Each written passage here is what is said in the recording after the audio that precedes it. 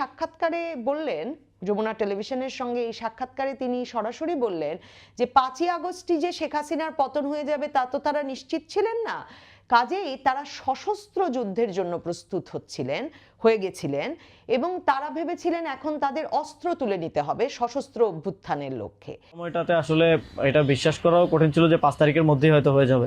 আমাদের তো এমনকি সশস্ত্র বা অভ্যুত্থানের প্রস্তুতিও ছিল। 5 তারিখ যদি আমরা সফল না হতাম হয়তো আমরা অস্ত্র তুলে নেওয়ার ঘোষণা দিতাম, এবং নাহিদ ভাই ভিডিও বার তো রেডি রেখেছিল, আমিও কি ঘোষণা দিব সেটাও রেডি ছিল।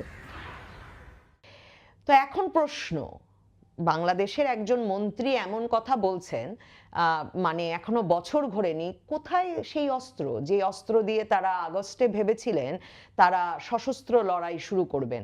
এখন স্থানীয় সরকার মন্ত্রী, স্থানীয় সরকার উপদেষ্টা আসিফ মাহমুদ সজীব ভুঁইয়ার কাছে তো এটা জানা প্রয়োজন, এই খবর তার কাছ থেকে আমাদের নেওয়া প্রয়োজন যে কোথায় তাদের সেসব অস্ত্র।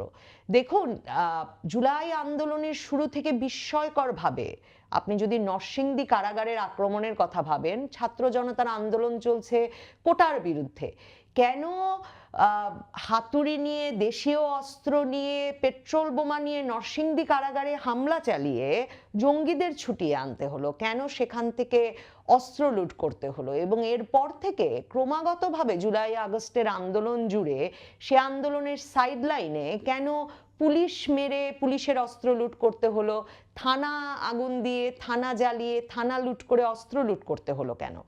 সেই অস্ত্রই কি তাদের একমাত্র অস্ত্র? আমরা জানি যে 7.62 বোরের যে গুলি চালিয়ে জাতিসংঘ রিপোর্টও বলছে প্রায় 70% মানুষের মৃত্যু ঘটেছে জুলাই আগস্টে, সেই গুলি কারা চালালো? সরকার তা পরিষ্কার করছে না কেন? পুলিশ চালালো? পুলিশ কোন কোন এলাকায় এই অস্ত্র চালানোর অনুমোদন, মানে নির্দেশ পেয়েছিল? এই নির্দেশ কিন্তু পুলিশ, কিন্তু হঠাৎ করে আপনি পুলিশের কনস্টেবলকে বলবেন আর সে 7.62 বোরের গুলিওয়ালা রাইফেল নিয়ে বেরিয়ে গিয়ে গুলি চালাতে শুরু করবে?